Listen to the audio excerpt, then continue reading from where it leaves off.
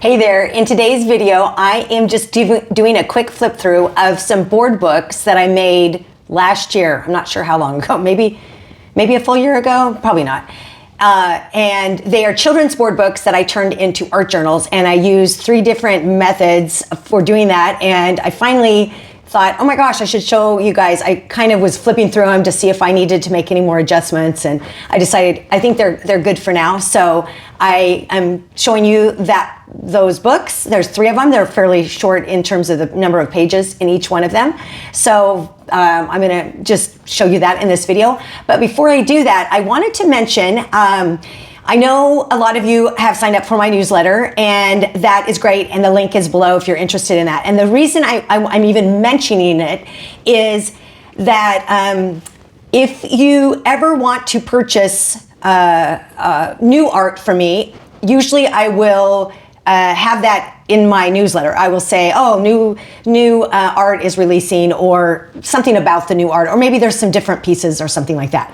Another thing that happens is any discounts on my art, or a lot of you have purchased like the vintage book art journals that I've made, or the collage paper bundles, those kind of ephemera bundles, those kind of things. Any discounts for anything on my website will also just come through my newsletter. I don't typically offer discounts any other place, right? At least for right now, I'm not. So if you're interested in any of that, I just don't want anyone to miss out, especially so many of you that leave such kind comments and just have a lot of really nice things to say. So I want to make sure that if you're interested in any of that, that you have access to it, because the only way is through my newsletter. Also, the newsletter only comes out once a month. That's it. So 12 times a year. You can unsubscribe at any point, and it comes out at the end of the month. And it's not just about art. I link to all kinds of different things that are happening in my day-to-day life. And so if you're interested in any of that. So I'm kind of blathering on. Oh, the last thing I wanted to mention on that same note was what I'm hoping to do. I don't know if it'll happen in the March newsletter or it'll have to be in April, but my goal is I'm going to be selling some of my older art pieces, and a number of them will be under $100, and that includes free shipping. So, and that's another reason, if you are interested, that you would be first to know. And I'm not sure that I'll make that public. I'm not 100% sure. It'll probably be on my website, but I'm not sure if I will announce that anywhere else other than on through the newsletter. So anyway, that's a lot of chit chat about the newsletter, but I feel like I don't bring that up very often, and so I wanted to give you an opportunity, if that is something that you're interested in, to be a part of or to receive once a month. So anyway, without further ado, let's get started. Here are the 3 board books that I finished I made last year, and then I don't typically work this small. These are probably, I don't know, 5 by 5. This one's probably even smaller. 5 by 5, 6 by 6. I don't know. Obviously, when you open them up, they're a little bigger. But I don't typically work this small, but it has been fun to try to do some different things. So I will link the video below showing how I made these. And there's probably all kinds of different ways to do this. But anyway, I will show you how I did it. And then I thought I'd just walk you through the 3 that I did. So I'll set these 2 aside for now.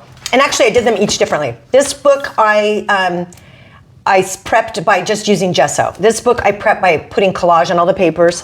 And this one I prepped by putting modeling paste down on every page, because I wanted to have kind of 3 different types. So we'll start with the one that was just prepped using gesso.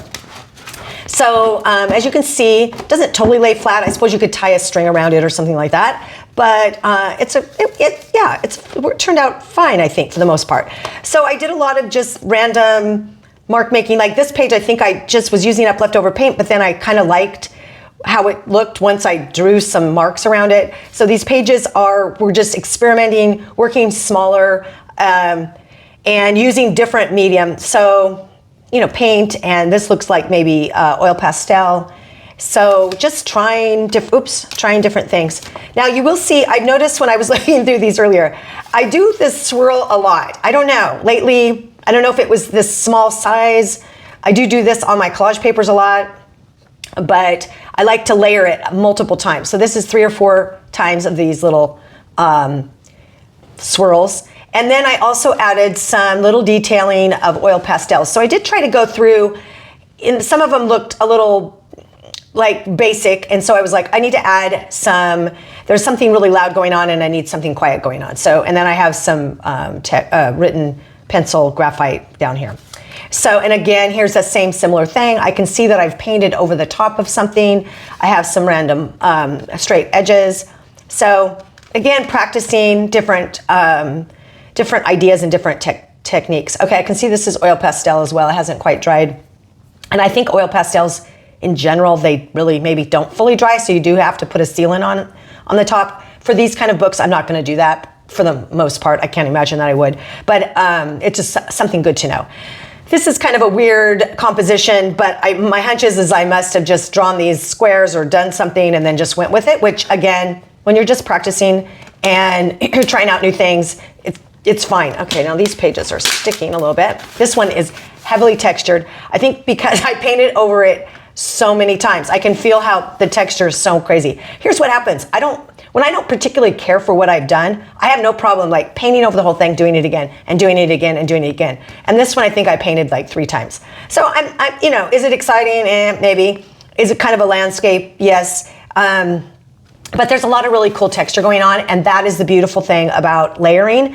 And like even right now, if I wanted to paint over this whole thing, these layers would add to the next painting or whatever you process, whatever you did the next time. I don't think anything when you're doing this is wasted. So okay, let's get this page apart.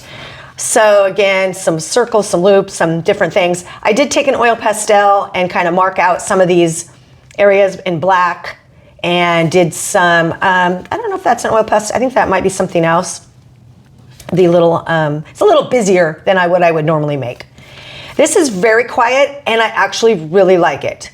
And it makes me wonder why I don't do more of this kind of thing. It's the under layer, the pink, well, these are colors I don't use a lot, particularly the pink. And you can see some of the blue coming through and I like that. And there's some pieces coming through here. So again, with these board books, I think even with the gesso, the cracks are a little more, I don't know, it's a little tricky. But again, this is just something, if you want to have something very sturdy to work in, these board books are great.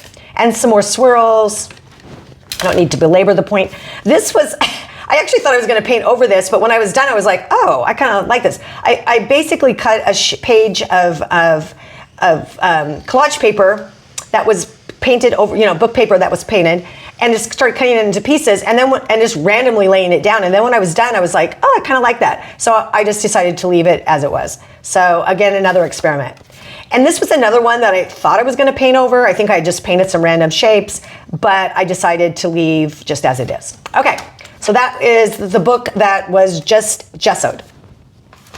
This book was, every single page was collaged. And unlike this one, I did not put any kind of wrap. I put some fabric around the edge just to kind of create a little, I don't know, binding or something. So I'll push that one over. More of the loops, multiple layers of loops, and then some graphite down below, some small marks. There's lots of layers. I painted over this multiple times and you can see. And the collage papers add a lot of texture and crunchiness too. So this is kind of unique, not something I would normally do, kind of random shapes. But again, I'm just trying to go with it versus like have each thing I do be something like, oh my gosh, I love this. But it was good. It's like, okay, do I like these colors? I like this text popping through. There's always something to take away from it. And I might have, if I had been thinking, I went over this, I probably would have gone over it again with another color. This one is a little interesting. There is, collage papers underneath. I like this Thanksgiving, not like the actual Thanksgiving, but giving thanks. I like that idea popping through, so I purposely left that out. I'm these shapes, these square shapes, these squiggly shapes. Green is really coming out. I'm a big fan of green. For some reason, every color I mix becomes green, so there you go. Again, the squigglies. But more of the collage paper showing through. I like that. It's a kind of there's places where the paint is very opaque. There's places where it's very, what I want to say is not opaque, but where you can see through it. And so yeah, I think I like that. This I came in, was collaged, I painted a little bit, and then I just put more collage on it. Sometimes when I can't get started, I'll just reach into my collage papers and I'll cut out shapes. And I kind of have fun just kind of laying things out. And I like this, how this is, and I like that there is some text book paper underneath. I think that's probably the collage paper I used under most of this was book paper. And this, I do like this particular, I wish I'd done another couple layers on the posts for the fence. This is a composition that I like a lot, is fence posts with kind of the wire going through it. And typically I would paint these a few more times, but I kind of I like how this turned out for the most part. This is kind of a little different. Probably could have gone a little further with this and added a little bit more detail. I did a wash in a raw umber over the top and just to tone down the green, and I kind of left it because I liked kind of how it ended up. This one's a little busy for my taste as well, but I decided as I kept looking at it, like, I think I'm just gonna leave it. Sometimes you do just need to leave things. And I did a wash over the top of this one as well to kind of tone down some of the colors. These are colors that I would not normally use. But again, it's always good to branch out a little bit. And I used some oil pastels to kind of accentuate because it was very, very muted. And so I brought in kind of a red oxide type of color for the oil pastel. And I think it kind of livened it up a little bit and added some interest. But sometimes I think it's good to branch out from your regular color palette. All right. Okay, so this is another thing. I've been kind of exploring different shapes. Like, okay, what if I have a bunch of different kind of squarish shapes? Not perfectly square, but you know, some rounded edges, and then added some other things in. I have mixed results I have mixed ideas about the result of this, but I don't know if I should have done this border thing around the edge. That probably could have been left out. But I think or maybe I should have extended this color. So, you know, you can learn from all of it. I do like putting a bunch of shapes together, blocks of color, and then adding some smaller marks. And I think I was successful in that. This kind of is leading me down that path. And again, more swirlies over the top of the book paper that I had done a wash in the, what is that color? Quinacridone Nickel Azo Gold, and which they don't make anymore, but there's something similar you can use.